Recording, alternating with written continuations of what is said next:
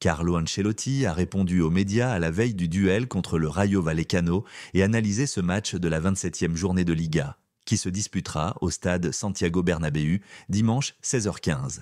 Le Rayo joue très bien actuellement, c'est une équipe courageuse, bien élaborée et organisée et intense. Le match va nous exiger beaucoup d'intensité et nous devons être prêts. Nous voulons rester dans la lutte à la Liga et prendre des points vitaux. Nous sommes bien, nous avons eu du temps pour bien récupérer depuis mardi. J'espère que le match se passera bien, le niveau des attaquants.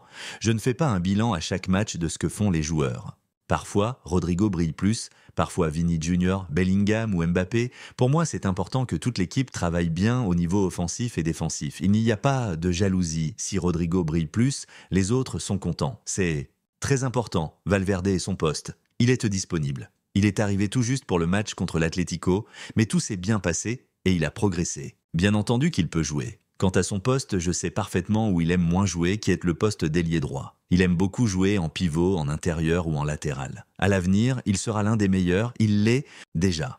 Je crois que sa carrière se fera au milieu de terrain. Au sujet de Florentino Pérez, je l'ai félicité, c'est un joueur important pour lui. Ce qu'il veut, c'est que l'équipe soit bonne. Il ne me demande rien de spécial à moi. Lorsque je suis arrivé, il m'a demandé de gagner des matchs et des titres. Nous pourrons lui faire un petit cadeau demain, mais j'espère surtout que nous réussirons à lui offrir quelque chose de plus en fin de saison. Le match contre le Betis, il m'a déçu. Nous étions dans une bonne forme et je ne m'attendais pas à ce coup de mou. Heureusement, je crois que c'est un coup de mou isolé. Nous avons bien réagi contre l'Atlético. Dans une saison si exigeante, on ne peut pas toujours être à 100%.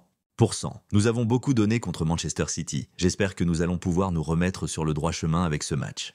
Le sprint final de la saison. Nous sommes prêts à nous battre pour tous les matchs dans toutes les deux compétitions. En prenant en compte la fatigue qu'il y a, nous avons eu 5 jours de repos, mais avant le match contre le Betis, nous sommes revenus à 3 heures du matin.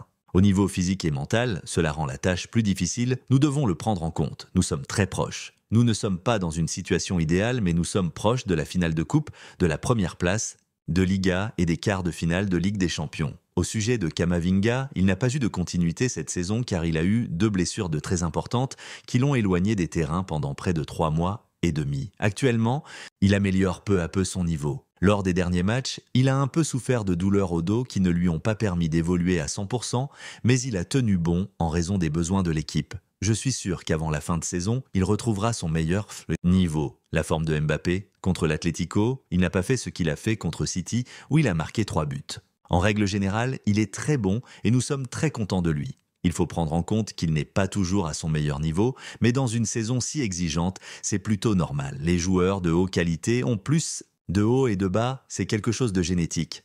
2 types de footballeurs, quelqu'un l'a mal interprété. Ce que j'ai dit, c'est que soit l'on court, soit l'on fait la différence. Si un joueur ne court pas, ni ne fait pas la différence, il n'est pas bien. Il y a des joueurs qui font les 2 choses, mais si on ne court pas, il faut faire la différence. Valverde peut parfaitement faire les 2. La forme de Rodrigo, il est très bon, il aide beaucoup l'équipe actuellement. L'équipe est plus solide, car devant ils travaillent tous. Le rôle de Modric, il peut jouer demain et mercredi parfaitement aussi. Il n'a pas de problème de récupération. Il ne me surprend pas car je vois comment il se prépare et comment il s'entraîne. C'est un exemple que les jeunes doivent suivre. La journée du droit des femmes, aujourd'hui, est la journée de toutes les femmes. Et nous sommes ravis de les féliciter pour ce jour si important pour elles et pour nous, car nous sommes très proches de vous chaque jour.